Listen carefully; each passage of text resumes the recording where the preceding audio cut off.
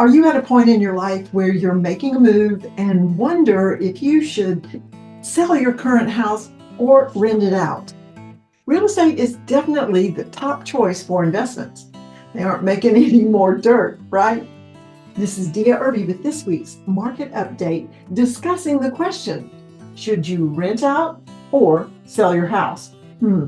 Figuring out what to do with your house when you're ready to move can be a big decision. It's a question many homeowners face, and the answer isn't always straightforward. Whether you're curious about the potential income from renting or worried about the responsibilities of being a landlord, there's a lot to consider. Let's walk through some key questions to ask to help you make the best decision for your situation. First, you need to determine if your house is a good fit for renting. Even if you're interested in becoming a landlord, your current house might not be ideal for renting. Ask these 3 questions. 1, are you moving far away and keeping up with the ongoing maintenance would be a hassle? Or 2, is the neighborhood good for rentals? And 3, does the house need significant repairs before you could rent it out? If you answered yes to any of these questions, selling might be your best option.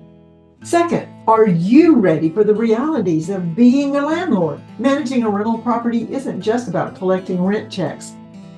It's a time-consuming and sometimes challenging job. For example, you might get calls from tenants at all hours of the day and night with maintenance requests, or you may find a tenant causes damage you have to repair before the next lease starts.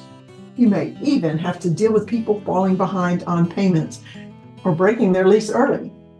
Investopedia highlights, and I quote, "It isn't difficult to find horror stories of landlords troubled with more headaches than profits. Before deciding to rent, consider talking to other landlords and doing a detailed cost analysis. You might find that selling your home is a better financial decision and less stressful."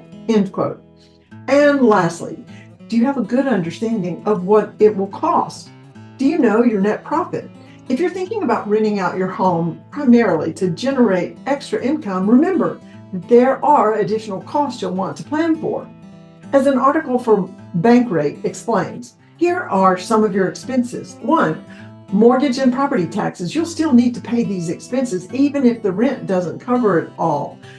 2, insurance. Landlord insurance costs about 25% more than regular home insurance, and it's necessary to cover damages and injuries.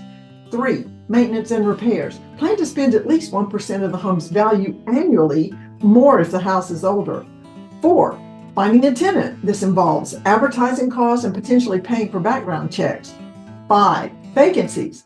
If the property sits empty between tenants, you'll lose rental income. 6, management and HOA fees. A property manager can ease the burden, but typically charges about 10% of the rent.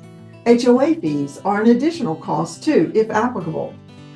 Bottom line, to sum it all up, selling or renting out your home is a personal decision that depends on your circumstances.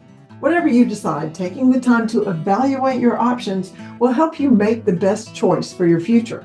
Let's connect, and together we can think out loud to weigh the pros and cons carefully.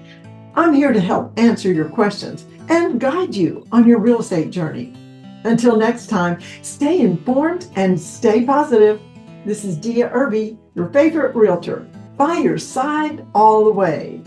Bye now.